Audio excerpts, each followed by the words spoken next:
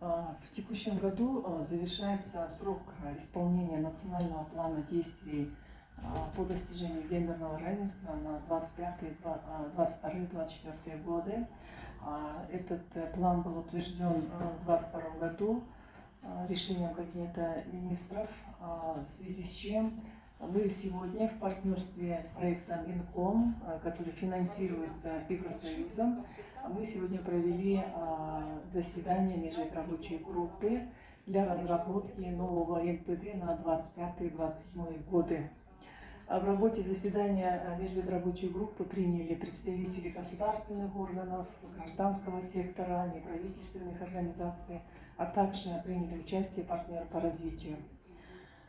На заседании были обсуждены предварительные результаты исполнения национального плана действий на 2022-2024 годы.